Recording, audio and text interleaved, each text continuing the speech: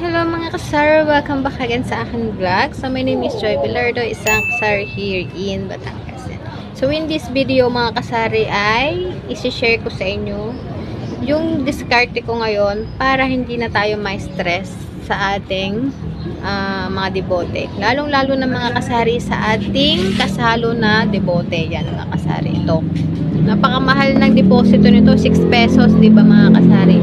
So last year kasi mga kasari ay talagang na-stress ako sa mga debote kong mga dinidepositohan kasi pagdating nung ordera namin nung last year ay nakang mawala at ang daming kulang ng aking mga ganito.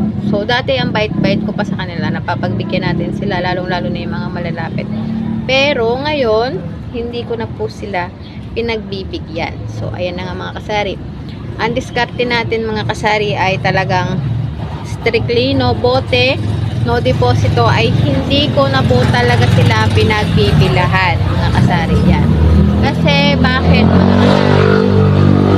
Ingay, dami sasakyan kasi mga kasari.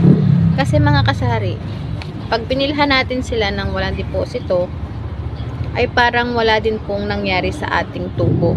Yes mga kasari. Kasi yun nga, binenta natin sa kanila ng walang deposito, tapos hindi naman nila binalik ang bote mo. So parang wala. Sayang lang yung effort natin sa pag-aasikaso sa kanilang sa kanilang binibili.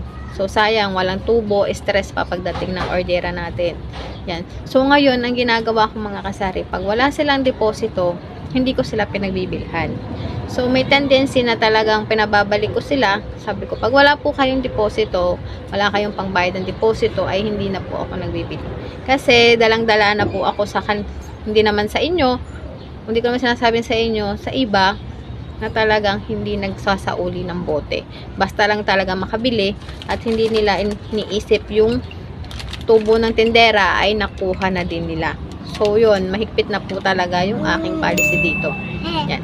So ayun mga kasari, ang ginagawa ko ay sabi ko sa kanila, lalo-lalo na't bata, hindi ko alam kung sino talaga mismo ang bumili. Pinababalik ko talaga siya. Sabi ko, hingi ka ng bote, hingi ka ng deposito. Pag hindi ka mo nakapagbigay ng deposito or bote, ay hindi ka mo ang Ate Joy nagbibili. Yan. So, ganun mga kasari. Wala talaga.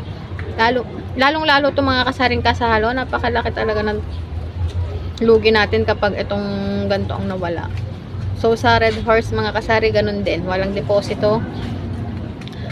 Ay hinihingan ko talaga sila mga kasari. So, sa mga lalaki naman, sa mga mag-iinom naman po ay walang problema. Basta sabi ko, kuya, hindi ako nagbibenta ng ng wala po kayong bote at walang deposito. Yan. So, butit naiintindihan naman nila kasi sabi ko nga talaga ay nakaka-stress po pagdating ng ordera namin ng mga debote ay wala po akong maibigay na bote.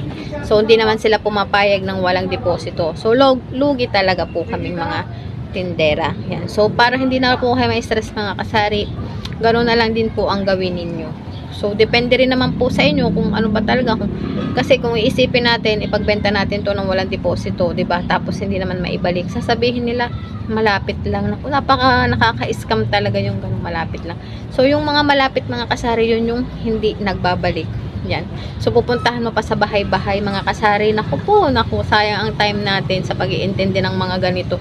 Kaya mas maigi pa po na wag na tayo magbenta kapag wala silang mga bote or pang deposito. Kasi namimihasa na po sila di ba? So ganoon na lang po ang policy ko, basta kasi yun nga, mahihinayang ka hindi ka magbenta nito pag wala silang dala. Ganoon din naman po ang kakalabasan. Lugi ka rin po kasi once na hindi nasa uli yung bote mo, ayun na yung tubo mo. Lugi ka pa mga kasari. Nadala pa yung bote. 'Di ba mga kasari?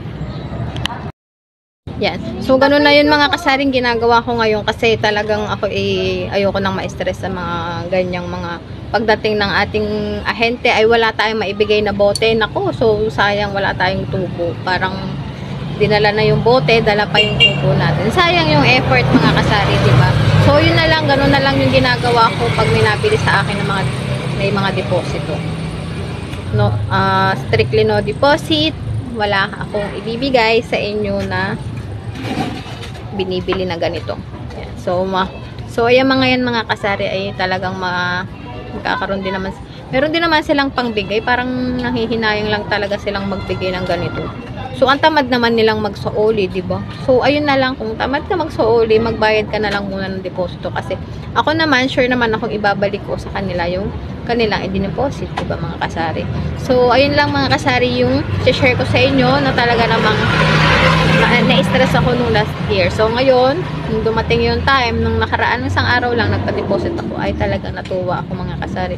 Kasi, kompleto si bote ko, at yung iba talaga, kahit hindi nila isauli, ay may deposito naman. So, yun lang mga kasari, at kung hindi pa po kayo nakasubscribe sa aking channel, please subscribe and click the notification bell para lagi po kayong updated sa ating mga videos. Bye-bye mga kasari! Happy watching!